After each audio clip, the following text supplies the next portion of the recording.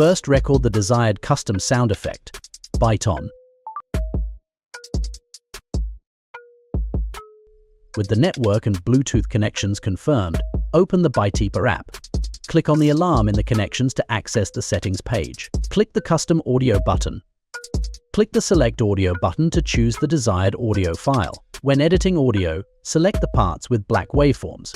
After the upload, the audio page pops up. You need to bring the receiver and the alarm close to the phone for simultaneous syncing and uploading. Wait for the upload to complete, and the sound effect will be successfully changed.